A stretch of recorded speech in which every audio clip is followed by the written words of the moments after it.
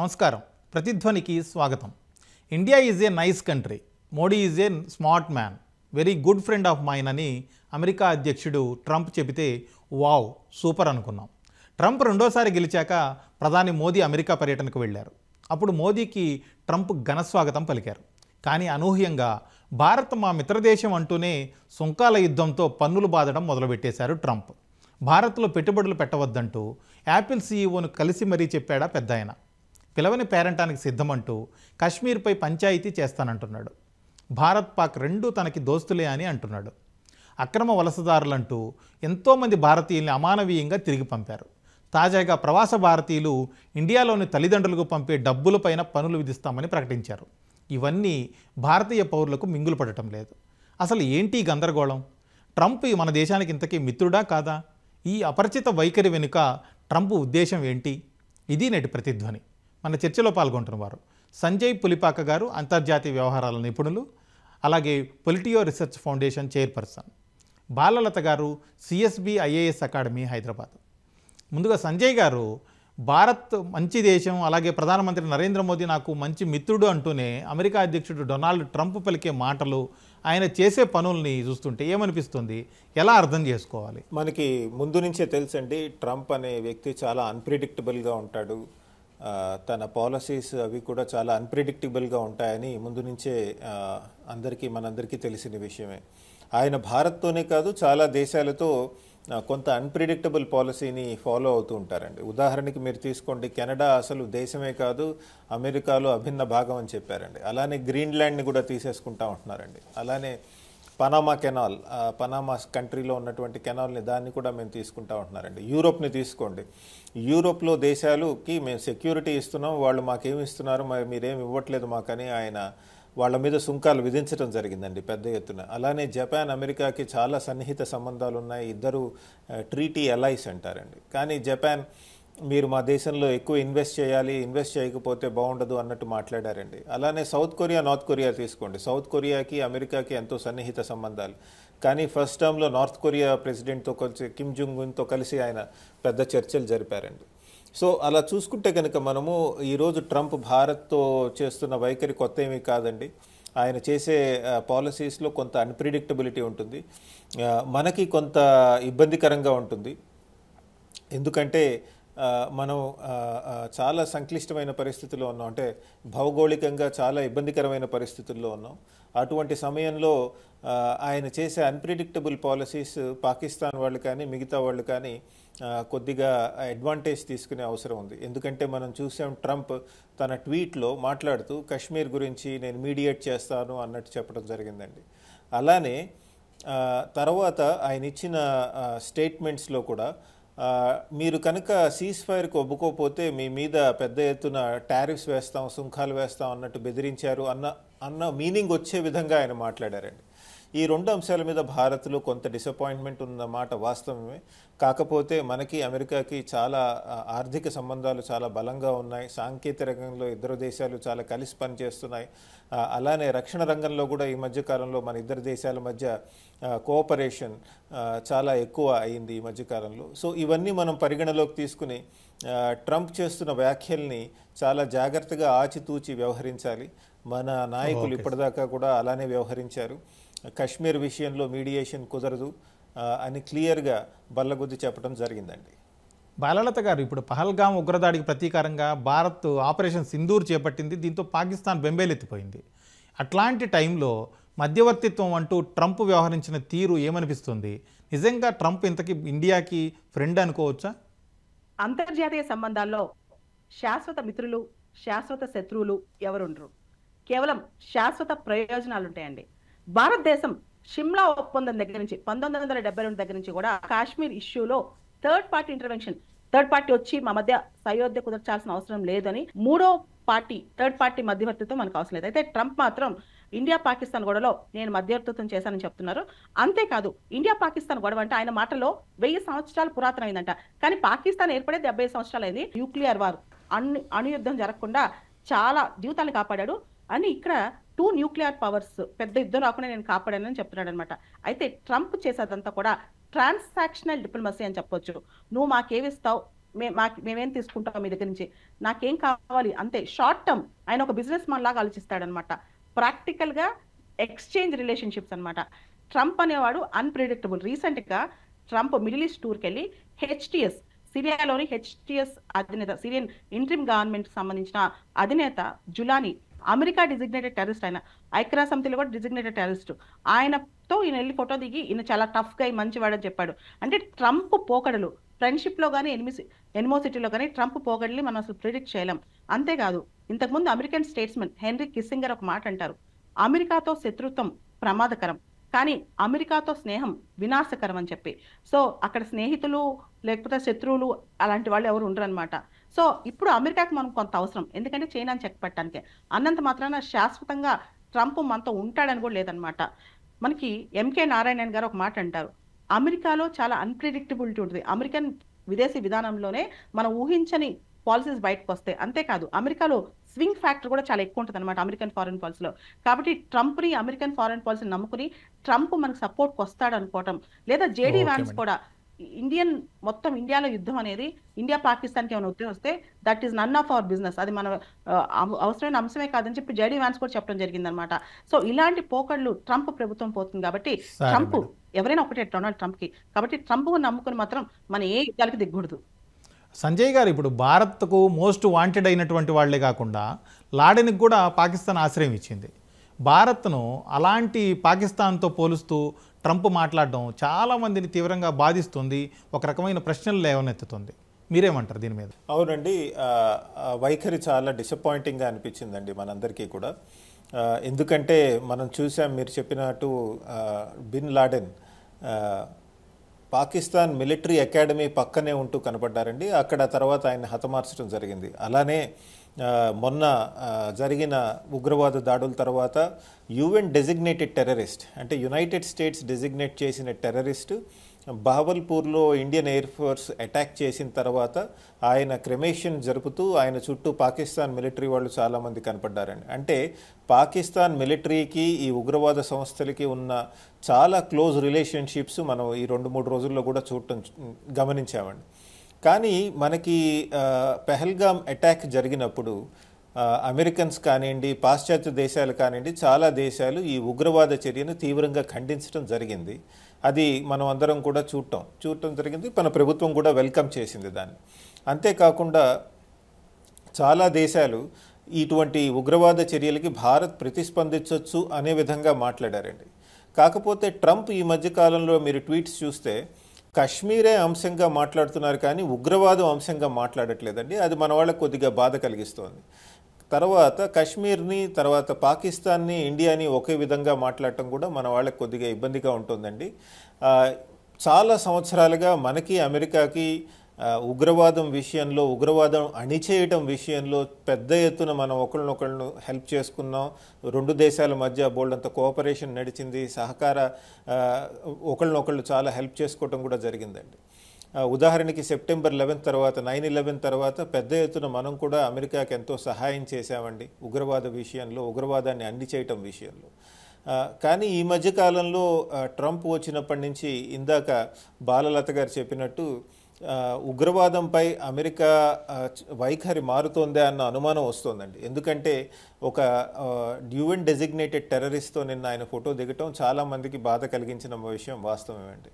కాకపోతే ముందు మనం అడుగులు వేసుకుంటూ వెళ్తున్నప్పుడు గమనించాల్సింది ఏంటంటే ఇటువంటి వైఖరి తాత్కాలికమా లేదా పొరపాటు వల్ల జరుగుతోందా? అంటే ట్రంప్ పర్సనాలిటీ వల్ల కూడా కొన్ని తప్పులు జరుగుతూ ఉంటాయండి. కేవలం పర్సనాలిటీ వల్ల జరుగుతోందా లేదా అమెరికా వైఖరిలోనే పెద్ద మార్పు వచ్చిందా అని మనం చూసుకోవాల్సిన అవసరం ఉంటుంది.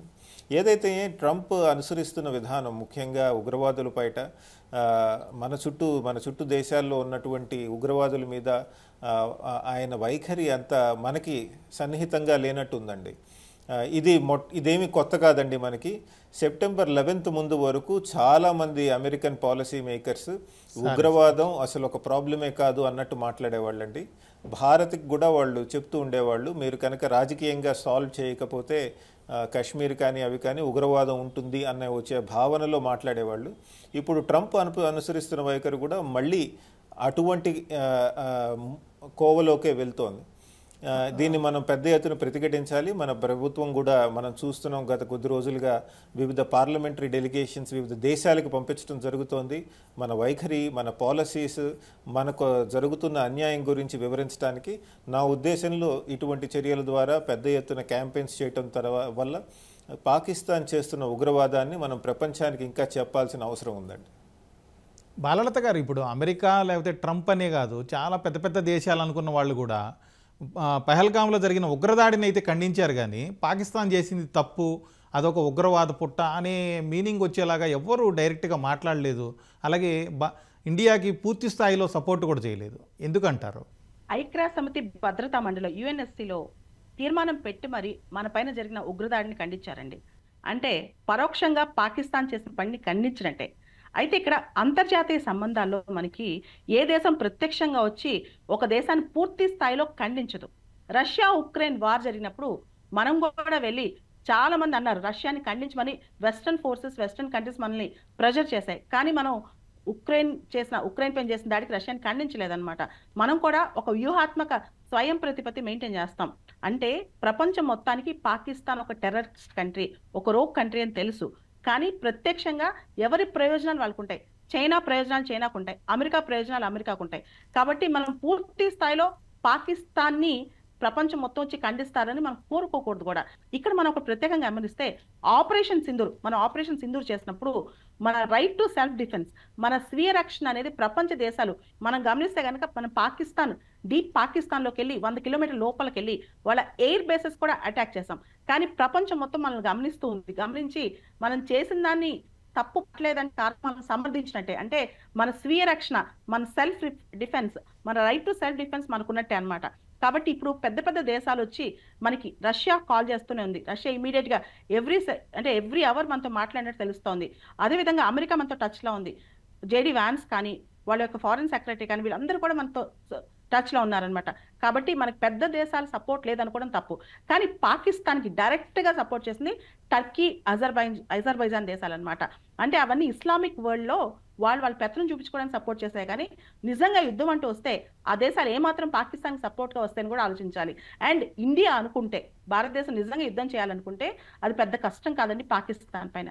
అయితే ఇండియా ఎందుకు రిస్ట్రైన్ ఫాలో అయిందంటే అది న్యూక్లియర్ వార్ దారిస్తుంది, అణు యుద్ధానికి దారిస్తుంది. కాబట్టి ఇండియా రిస్ట్రైన్ ఫాలో అయింది. ఇండియా అనుకుంటే మాత్రం ఆ యుద్ధం అనేది పెద్ద టైం పట్టదు. ఇది ప్రపంచ దేశాలన్నిటికీ తెలుసు, పెద్ద పెద్ద దేశాలన్నిటికీ తెలుసు. ఇండియా 4th లార్జెస్ట్ ఎకానమీ అండి. పాకిస్తాన్ ఎంత? ఇండియా అనుకుంటే 140 కోట్ల భారతదేశంలో మనకున్న న్యూక్లియర్ శక్తి కానీ ఇవన్నీ చూస్తే కనుక India can easily beat Pakistan. ఇక్కడ పెద్ద పెద్ద దేశాలు పూర్తి స్థాయి డైరెక్ట్ గా వచ్చి మన తరఫున యుద్ధం కూడా చేయక్కలేదు. మనకు అంత సపోర్ట్ ఉంది. ఎప్పుడైతే చైనా, పాకిస్తాన్ కలిపి వస్తాయో అప్పుడు మనకు కాస్త బిగ్గెస్ట్ థ్రెట్. కానీ ఇండియా, పాకిస్తాన్ మధ్య ఏది జరిగినా పెద్ద పెద్ద దేశాలు మనకి డైరెక్ట్ గా వచ్చి సపోర్ట్ చేయక్కలేదు. కానీ రష్యా కానీ అమెరికా కానీ దేశాలన్నీ కూడా టాసిట్ గా మనకి సపోర్ట్ చేసినట్టు చెప్పుకోవచ్చు. సంజయ్ గారు, ఇప్పుడు టారిఫ్ యుద్ధంలో కూడా ఇంకా భారత్ని ఇరుకున పెట్టేలాగానే మాట్లాడుతున్నారు ట్రంప్. ఢిల్లీ ఏం చెప్పకముందే 0 టారిఫ్కు ఒప్పుకున్నారు అంటూ పెద్ద పెద్ద ప్రకటనలు కూడా చేస్తున్నారు. ఆయన మాటల్ని ఎలా అర్థం చేసుకోవాలి? అంటే టారిఫ్ విషయంలో ఉండి ఇండియాకి అమెరికాకి ఎప్పటి నుంచో చాలా కాలంగా చర్చలు నడుస్తున్నాయి. కొంత పరస్పర విభేదాలు కూడా ఉన్నాయి. ఈ రెండు దేశాల మధ్య వాణిజ్యం ఎలా నడపాలి అని భారత్కి అమెరికాకి చాలా కాలంగా చర్చలు నడుస్తున్నాయి. అది వాస్తవమే. కాకపోతే ఈ మధ్యకాలంలో ట్రంప్ ఏం చేస్తున్నారంటే యూనిలాటరల్గా మన మీద టారిఫ్స్ విధిస్తున్నారు, సుంకాలు విధిస్తున్నారు. దానికి మనం రెస్పాండ్ అవ్వాల్సి వస్తుంది. కాకపోతే ఈ మధ్యకాలంలో భారత్ ఏం చెప్తోందంటే ట్రంప్ అడ్మినిస్ట్రేషన్కి, ఇప్పుడు డొనాల్డ్ ట్రంప్ ప్రెసిడెన్సీ తర్వాత ఆయన చుట్టూ ఉన్న అధికారులకి ఏం చెప్తోందంటే మన ఇద్దరి మధ్య వాణిజ్య రంగంలో కొంత విభేదాలు ఉన్నాయి కదా, చర్చల ద్వారా మనం సాల్వ్ చేసుకోవచ్చు. బైలాటరల్ ట్రేడ్ అగ్రిమెంట్ అంటారండి, BTA.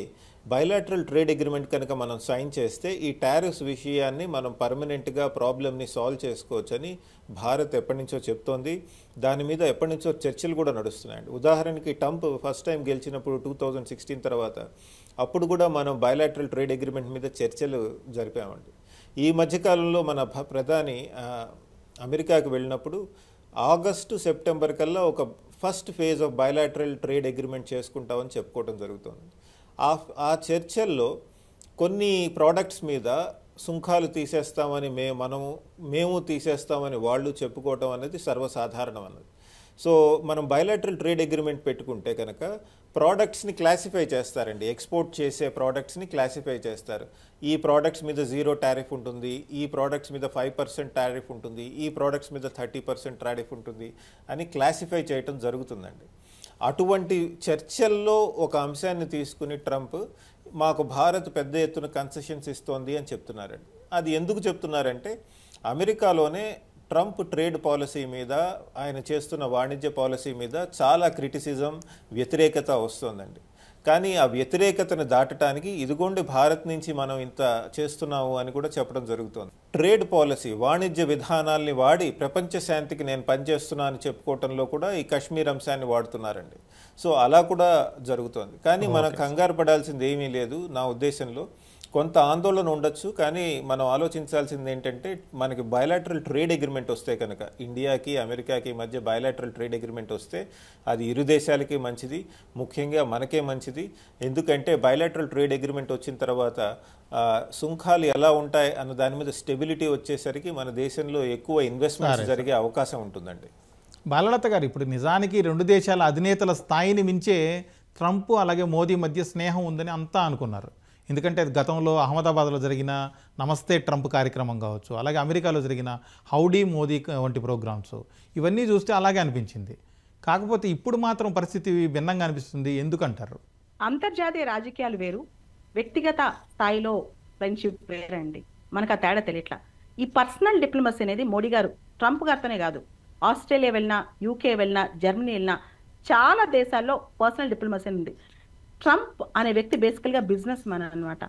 ఆయన టారిఫ్ విధానాలు కానీ, ఆయన యొక్క ఇమిగ్రెంట్స్ పాలసీ కానీ, అంటే ఇల్లీగల్ ఇమిగ్రెంట్స్ మీద వాళ్ళ పాలసీ కానీ, ఇవన్నీ కూడా చాలా ఊహలకు అందకుండా ఉంటాయి.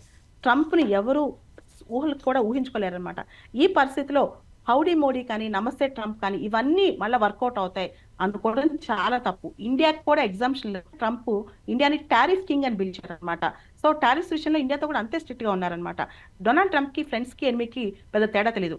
అండ్ అంతెందుకండి, అమెరికన్ ఫారెన్ పాలసీలు మనం చూస్తే క్లైమేట్ చేంజ్, వాతావరణ మార్పులో కానీ, నాటోని నిర్వీర్యం చేయడంలో కానీ, ఇవన్నీ చూస్తే కనుక అమెరికా నియో ఐసోలేషనిస్ట్ పాలసీ అనేది ఫాలో అవుతుంది అనమాట.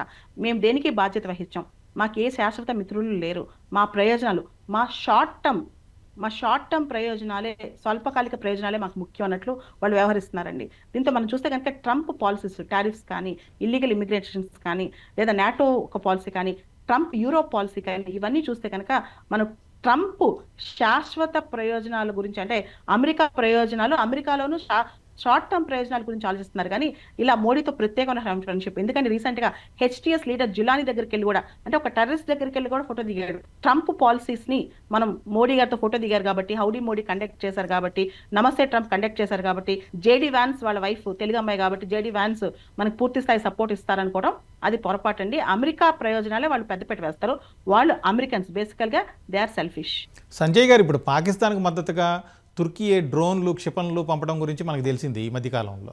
అలాగే తుర్కియేకు $304 మిలియన్ల క్షిపణులను విక్రయించే ఒప్పందానికి అమెరికా గ్రీన్ సిగ్నల్ ఇవ్వడం కూడా తీవ్ర చర్చనీయాంశమైంది ప్రస్తుత పరిస్థితుల్లో. ఇంకో పక్కన పాకిస్తాన్కు IMF ఇచ్చే ఆర్థిక సాయాన్ని నిలిపివేయాలని మన దేశం గట్టిగా డిమాండ్ చేసింది. అయితే పాకిస్తాన్ $7 బిలియన్ అడిగితే తొలి విడతలో $1 బిలియన్ ఇచ్చేశారు ఆల్రెడీ. ఈ పరిస్థితులన్నిటినీ, ఈ వైఖరుల్ని ఎలా అర్థం చేసుకోవాలి? చైనా, టర్కీ ఎప్పటి నుంచో పాకిస్తాన్కి మద్దతు ఇస్తూనే ఉన్నాయండి. చాలా సన్నిహితమైనటువంటి సంబంధాలు ఉన్నాయి ఈ దేశాలకి పాకిస్తాన్కి మధ్య. ఉదాహరణకి టర్కీ తీసుకుంటే కనుక కోల్డ్ వార్ టైం నుంచి, అంటే 1960s నుంచి వీళ్ళు ఈ టర్కీ పాకిస్తాన్ సన్నిహితంగా ఉండటమే కాకుండా కొలాబరేట్ చేయడం జరుగుతోంది. డిఫెన్స్, రక్షణ రంగంలో కూడా వీళ్ళిద్దరూ ఒకళ్ళకొకళ్ళు సహాయపడటం జరుగుతోంది. చైనా విషయానికి వస్తే మనకి తెలిసిందే, భారత్కి అటు పాకిస్తాన్ ఇటు చైనా ఉంది కాబట్టి చైనా పాకిస్తాన్ ద్వారా మన ఇబ్బంది పెట్టే ప్రక్రియ ఎప్పటి నుంచో చేస్తోందండి. ఉదాహరణకి ఇప్పుడు జరిగిన సంఘర్షణ కూడా చైనా ప్రేరేపణతోనే పాకిస్తాన్ చేస్తోందని చాలా రిపోర్ట్స్ చెప్పడం జరుగుతోందండి. సో చైనా పాకిస్తాన్ మధ్య ఈ టర్కీ, ఈ ట్రయాంగులర్ రిలేషన్షిప్ ఎప్పటి నుంచో నడుస్తోందండి. కానీ మనం గత కొద్ది రోజులుగా జరిగిన సంఘటనలు కనుక పరిగణలోకి తీసుకుంటే టర్కీ పంపించిన డ్రోన్స్ ఏవి కూడా పెద్ద ఎత్తున భారత్ మీద ప్రయోగించినప్పుడు పెద్దగా పనిచేయలేదండి. అవి మన యాంటీ డ్రోన్ సిస్టమ్స్ కానివ్వండి, ఎయిర్ డిఫెన్స్ సిస్టమ్స్ కానివ్వండి, చాలా చక్కగా పనిచేయటం వల్ల టర్కిష్ డ్రోన్స్ పెద్దగా పనిచేయలేదు. పని చేయలేదని ప్రస్ఫుటంగా కనపడింది కాబట్టి ముందు ముందు రోజుల్లో టర్కీ అమ్మబోయే డ్రోన్లు కొనడానికి చాలామంది వేరే దేశాలు ఆలోచించడం జరుగుతుందండి.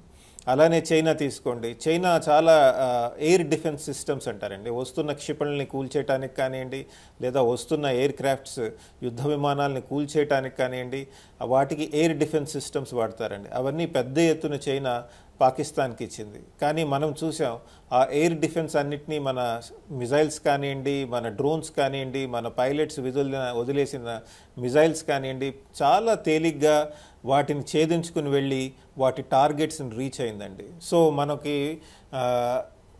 పాకిస్తాన్ లాంటి దేశానికి ఇంత పెద్ద ఎత్తున మద్దతు వచ్చినప్పటికీ చైనా నుంచి, టర్కీ నుంచి మన సేనలు నిలబడి యుద్ధం చేయగలిగాయి.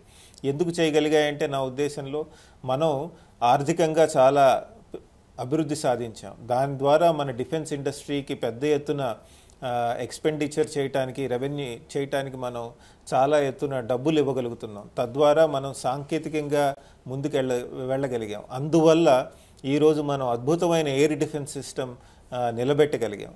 సో ఇవన్నీ కూడా మనం గమనించాల్సి ఉంటుందండి. మీరు ఇందాక అడిగిన ప్రశ్నలో అమెరికా టర్కీ అమ్ముతున్న ఆయుధాల మీద పర్మిషన్ ఇచ్చింది లేదా ఒప్పుకున్నట్టు మాట్లాడింది అని. టర్కీ అమెరికా అలయన్స్లో ఉన్నాయండి, అంటే మిలిటరీ అలయన్స్ ఉంది రెండు దేశాలకి మధ్య. టర్కీ కనుక అమెరికా నుంచి ఏమన్నా ఆయుధాలు తీసుకుంటే అవి వేరే దేశాలకు అమ్మినా లేదా తను సొంతంగా వేరే దేశాలకు అమ్మినా అమెరికాకి ఒకసారి చెప్పాల్సి అవసరం ఉంటుందండి. సో ఇవన్నీ కూడా సర్వసాధారణంగా జరిగిపోతూ ఉంటాయి. కానీ మీరు గమనించండి, మనం ఇది ఎంత సంక్లిష్టమైన భౌగోళిక రాజకీయ పరిస్థితుల్లో ఉన్నాం. పాకిస్తాన్, టర్కీ, పాకిస్తాన్ ఒకప్పుడు అమెరికా ఎలా అయ్యండి, టర్కీ అమెరికా ఎలా అయ్యండి. అటు అమెరికానేమో చైనాని కట్టడి చేయడానికి ట్రై చేస్తోందండి, కానీ చైనా పాకిస్తాన్కి హెల్ప్ చేస్తోందండి.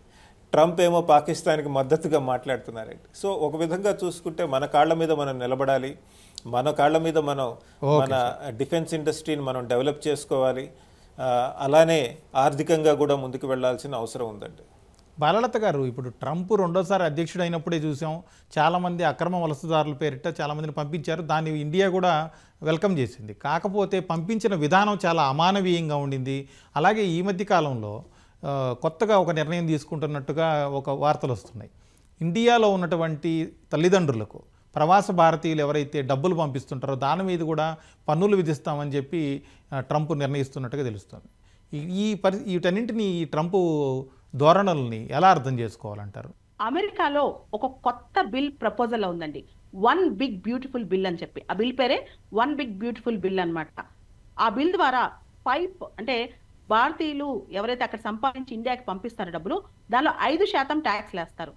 అండ్ మనం గమనిస్తే కనుక ఇండియాకి లాస్ట్ ఇయర్ 2023-24 ఫైనాన్షియల్ ఇయర్లో $118 బిలియన్ రెమిటెన్సెస్ వస్తే దానిలో హైయెస్ట్ అమెరికా నుంచే వచ్చాయి.